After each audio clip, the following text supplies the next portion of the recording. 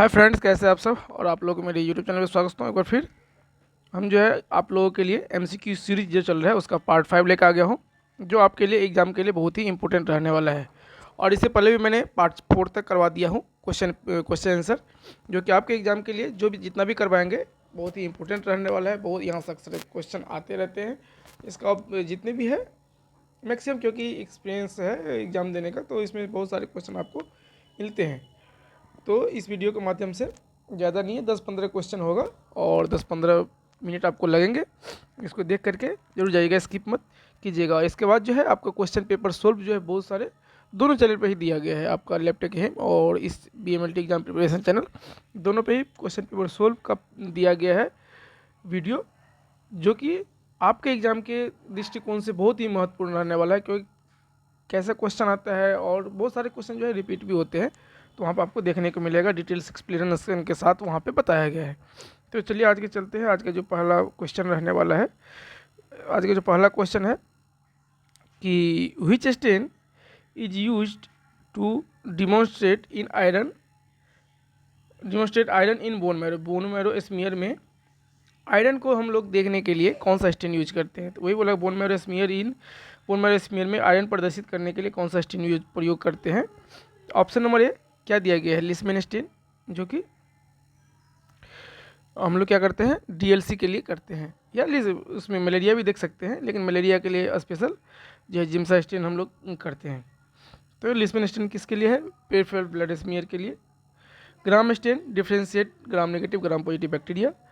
Pulse Prussian blue stain जो है ये होता है आपका आयरन देखने के लिए किसमें, बोन मैरो स्मीयर में। ठीक है, बोन मैरो का जो हम लोग स्मीयर करते हैं उसको स्टेन करते हैं आयरन को दिखने के लिए। ठीक है, इसके बाद जील नेंसर स्टेन आप लोग सभी लोग जानते हैं, ये कॉमन स्टेन है, माइक्रोबायोलॉजी का जो है आपका बहुत ही इंपॉर्टेंट रोल निभाता है माइकोबैक्टीरियम ट्यूबरकुलोसिस को देखने के लिए। ठीक है, इसके बाद क्या आता है नेक्स्ट क्वेश्चन जो है आपका, which anticoagulant present in blue top vacutainer. Blue top vacutainer कौन सा रहता है, EDTA, sodium citrate, heparin, sodium fluoride. तो इसका आंसर क्या हो जाएगा, सोडियम साइट्रेट। ठीक है, ईडीटीए किसके लिए यूज करते हैं, सीवीसी के लिए। ठीक है, सोडियम साइट्रेट दो तरह का होता है, एक दो कॉन्सेंट्रेट का आता है और एक होता है 3.2, एक होता है 3.8। दोनों का यूज हम पहले भी बता चुका हूँ कि 3.2 जो है आपको कोआगुलेशन के लिए यूज करते हैं और 3.8 जो है ईएसआर के लिए यूज करते हैं। दोनों का जो है रेशियो भी अलग अलग होता है। ईएसआर के लिए जो यूज करते हैं 1:4, that means 1 part of sodium citrate and 4 part of blood. और कोआगुलेशन के लिए जो है 1:9 बोलिए, जिसमें कि 1 पार्ट आपका क्या रहने वाला है, सोडियम साइट्रेट रहने वाला है और 9 पार्ट जो है आपका ब्लड रहने वाला है। तो इस तरह से यूज होता है। हेपारिन जो यूज करते हैं हम लोग किसके लिए करते हैं, ब्लड गैस एनालिसिस के लिए करते हैं और किसके लिए करते हैं, साइटोजेनेटिक्स टेस्ट के लिए, साइटोजेनेटिक्स यदि कुछ टेस्ट रहता है उसके लिए किया जाता है। और हेपारिन का यूज हम लोग बायोकेमिस्ट्री में भी करते हैं, किस में करते हैं, बायोकेमिस्ट्री टेस्ट के लिए भी हम लोग करते हैं। तो ये हमेशा याद रखिएगा। इसके बाद आता है सोडियम फ्लोराइड हम लोग किसके लिए यूज करते हैं, तो सोडियम फ्लोराइड जो यूज करते हैं आपका ब्लड ग्लूकोज के लिए, किसके लिए करते हैं, एस्टिमेशन ऑफ ब्लड ग्लूकोज। ठीक है, एस्टिमेशन ऑफ ब्लड ग्लूकोज के लिए हम लोग सोडियम फ्लोराइड यूज करते हैं। नेक्स्ट क्वेश्चन क्या रहने वाला है, नेक्स्ट क्वेश्चन जो है आपका प्लेटलेट है। Platelet are produce from, platelet कहाँ से प्रोड्यूस होता है, हिमोपोएसिस का जो चैप्टर पढ़ा है तो उसमें डिटेल्स में देखिए दिया गया है प्लेटलेट कहाँ से फॉर्मेशन होता है, डब्ल्यूबीसी कहाँ से फॉर्मेशन होता है और क्या क्या स्टेजेज हैं उनके, प्रिकर्सर सेल क्या क्या हैं प्लेटलेट के, डब्ल्यूबीसी के, आरबीसी के, सभी का प्रिकर्सर सेल्स कहाँ से फॉर्मेशन होता है, सारा डिटेल्स बताया गया है। आप लोग हिमोलाइसिस का हिमेटोपोइसिस का जो है वीडियो जाकर देखिए, वहाँ से आपको पता चल जाएगा और डिटेल्स नॉलेज भी आपको समझ में आएगा। तो प्लेटलेट्स का जो क्या है प्रोड्यूस फ्रॉम कहाँ से होता है, माइलोब्लास्ट, मेगाकैरियोसाइट, मोनोसाइट और लिम्फोसाइट। इसका क्या होगा, मेगाकैरियोसाइट क्या है, इसका प्लेटलेट का निर्माण होता है मेगाकैरियोसाइट से। ठीक है, इस ऑप्शन के तहत। नेक्स्ट क्वेश्चन क्या रहने वाला है, which anticoagulant acts by inhibiting thrombin. तो थ्रोम्बिन को कौन सा एंटीकोगुलेंट है जो इनहिबिट करता है। ठीक है, ईडीटीए क्या करता है, ये चिलेट करता है किसको, कैल्शियम को। इसके बाद क्या आता है, जैसे कि सोडियम हाइड्रोसाइट्रेट, ये क्या करता है, कैल्शियम को बाइंड करता है इरिवर्सली। ठीक है, रिवर्सिबली क्या करता है, सोडियम साइट्रेट बाइंड करता है। और हेपारिन जो होता है इनहिबिट करता है किसको, थ्रोम्बिन को। इनहिबिट करता है थ्रोम्बिन को थ्रू एंटी थ्रोम्बिन 3 के द्वारा। इसके बाद क्या है option number D, sodium fluoride prevent glycolysis, जिस सोडियम फ्लोराइड को यूज करके हम लोग क्या करते हैं ग्लूकोज का टेस्ट करते हैं। नेक्स्ट क्वेश्चन क्या है, नेक्स्ट क्वेश्चन जो बताया गया है यहाँ पर दिया गया है which instrument used for manual RBC and WBC counting. Manual RBC और डब्ल्यूबीसी काउंटिंग के लिए हम लोग कौन सा उपकरण का यूज करते हैं, तो पहला है स्पेक्ट्रोफोटोमीटर, माइक्रोस्कोप ओनली, न्यूबर्ट चैम्बर और सेंट्रीफ्यूज। तो क्या है स्पेक्ट्रोफोटोमीटर आपको बायोकेमिस्ट्री मैक्सिमम देखने को मिलेगा, ठीक है, वहाँ पर यूज होता है बायोकेमिस्ट्री एनालिसिस के लिए, ठीक है। माइक्रोस्कोप हम लोग क्या करते हैं स्लाइड रिव्यू करते हैं, जैसे कि किसी भी तरह का स्लाइड हो, ब्लड का हो, यूरिन का हो, CSF का हो, एवरीथिंग जो हम लोग स्लाइड बनाते हैं उसको हम लोग क्या करते हैं, जिसका भी स्लाइड हम लोग बनाते हैं और स्टेन करते हैं उसको हम लोग क्या करते हैं माइक्रोस्कोप में यूज देखते हैं, स्टेन हो या अनस्टेन दोनों को हम लोग माइक्रोस्कोप में देखते हैं। इसके बाद न्यूबर्ट चैम्बर का जो है आपका क्या करते हैं WBC RBC प्लेटलेट का काउंट करते हैं, साथ ही साथ स्पर्म काउंट भी करते हैं, बॉडी फ्लूइड काउंट भी करते हैं।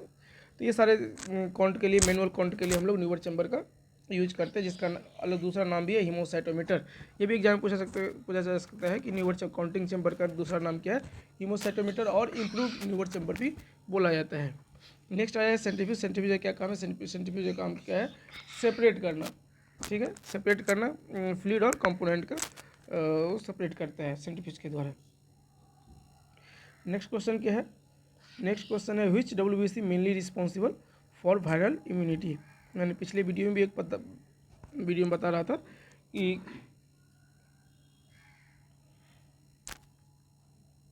किसके द्वारा जो है वायरल इम्यूनिटी जो है आपका मेनली रिस्पॉन्सिबल होता है वायरल इम्यूनिटी के लिए। तो न्यूट्रोफिल जो है मेनली आपका फाइट करता है किसके साथ, बैक्टीरिया के साथ फाइट करता है। न्यूट्रोफिल मेनली फाइट करता है बैक्टीरियल इन्फेक्शन के साथ। इस्नोफिल जो है इंक्रीज होता है, कब इंक्रीज होता है, पैरासाइटिक इन्फेक्शन में और एलर्जी में जो है आपका इस्नोफिल इंक्रीज होता है। लिम्फोसाइट जो है रिस्पॉन्सिबल होता है for viral immunity and antibody production के लिए। Anti production B cell and cell mediated immunity T cell को ये जो है आपका प्रोडक्शन करता है। नेक्स्ट जो है आपका ऑप्शन डी, बेसोफिल रिलीज करता है क्या, हिस्टामिन, ड्रग्स, एलर्जिक रिएक्शन, ठीक है। उसका राइट आंसर क्या हो गया था, लिम्फोसाइट। अब जो आता है बात आई which, next question, which blood component is deficient in haemophilia. Which blood component is deficient in haemophilia. Haemophilia में कौन सा ब्लड कंपोनेंट जो है आपका डिक्रीज होता है या कम होता है। सबसे पहला क्या है, ए प्लेटलेट, ठीक है। Which blood component is deficient in haemophilia, पहला क्या है, A platelet, B clotting factor, RBC या WBC। इसमें क्या होता है, क्लॉटिंग फैक्टर की कमी से क्या होता है हीमोफीलिया का कौन कौन सा है हीमोफीलिया में। तो क्लॉटिंग फैक्टर में क्या, हीमोफीलिया में कौन कौन सा कंपोनेंट कम होता है, तो हीमोफीलिया ए जो कि फैक्टर 8 की डिफिशियंसी है। इसमें हीमोफीलिया में भी दो तरह के होते हैं, एक होता है हीमोफीलिया ए जो फैक्टर 8 की डिफिशियंसी से होता है और एक होता है हीमोफीलिया बी जो फैक्टर 9 की डिफिशियंसी से होता है, ठीक है, ये आप लोग याद रखिएगा। नेक्स्ट क्वेश्चन क्या है, which stain is used to detect metachromatic granules of corynebacterium diphtheriae, ठीक है। कॉर्निबैक्टीरियम डिप्थेरिया के मेटाक्रोमेटिक ग्रेनुल्स देखने के लिए हम लोग कौन सा स्टेन का यूज करते हैं, ग्राम स्टेन, लिस्मिन स्टेन, एक बार बोल दिए ये किसके लिए यूज होता है। और अब आता है एल्बर्ट स्टेन हम लोग यूज करते हैं किसके लिए, demonstrate metachromatic granules of clostridium corynebacterium diphtheriae के लिए, ठीक है। ऑप्शन नंबर डी में क्या आता है, जिम्सा स्टेन, जो कि पहले ही बता चुका हूँ। ये मेनली हम लोग किसके लिए यूज करते हैं, बोन मैरो स्टेन के लिए, स्मीयर स्टेन के लिए भी यूज करते हैं और मलेरिया पैरासाइट के लिए भी हम लोग यूज करते हैं। नेक्स्ट क्वेश्चन है, which cell is the precursors of platelet. Platelet का प्रिकर्सर्स क्या है, अभी ऊपर में मैंने बताया, इसका myelocyte, myeloblast, megakaryocyte, lymphoblast and monoblast. तो माइलोब्लास्ट जो है किसका प्रिकर्सर्स है, न्यूट्रोफिल का है। मेगाकैरियोसाइट किसका है, तो प्लेटलेट का है। लिम्फोब्लास्ट किसका है, तो लिम्फोसाइट का प्रिकर्सर्स है। और मोनोब्लास्ट जो है आपका मोनोसाइट का प्रिकर्सर्स है। ये सारे प्रिकर्सर्स है यहाँ पे, सबके अलग अलग जो है WBC के प्रिकर्सर्स यहाँ पर दिए गए हैं। नेक्स्ट क्वेश्चन क्या है, which stain is used for reticulocyte count. Reticulocyte count के लिए कौन सा हम लोग स्टेन यूज करते हैं, तो पहला हो गया ए लिस्मिन स्टेन, दूसरा हो गया बी ग्राम स्टेन, तीसरा हो गया न्यू मिथिलीन ब्लू, और चौथा नंबर हो गया जील निल्सन स्टेन। तो रेटिकुलोसाइट के लिए कौन सा स्टेन करते हैं, आपका न्यू मिथिलीन ब्लू। रेटिकुलोसाइट क्या है, प्रिकर्सर्स ऑफ किसका है, RBC का प्रिकर्सर्स है। कौन सा, रेटिकुलोसाइट। नेक्स्ट क्वेश्चन क्या है, which plasma protein essential for blood clot formation. कौन सा प्लाज्मा प्रोटीन है जो कि ब्लड क्लॉट फॉर्मेशन के लिए रिस्पॉन्सिबल है। तो ऑप्शन नंबर ए एल्बुमिन है, ऑप्शन नंबर बी ग्लोबुलिन है, ऑप्शन नंबर सी फाइब्रिनोजेन है, और ऑप्शन नंबर डी हीमोग्लोबिन है। इसका राइट आंसर क्या हो जाएगा, option number C convert fibrinogen convert करता है किसमें, convert to fibrin during the blood clotting. Next question क्या है, तो यही लास्ट क्वेश्चन था आज का। ठीक है, इस वीडियो को हम लोग यही एंड कर दे दिया। अच्छा लगे जो लाइक कीजिए, कमेंट कीजिए, अपने दोस्तों को भी शेयर कीजिए, ताकि जो भी अभी प्रिपरेशन कर रहे हैं उसके लिए बहुत ही इंपॉर्टेंट ये टॉपिक था, बहुत ही इंपॉर्टेंट वीडियो था, वो इस वीडियो को देख करके कुछ जो है अपना नॉलेज गेन कर सके। तब तक के लिए धन्यवाद। जय हिंद, जय भारत।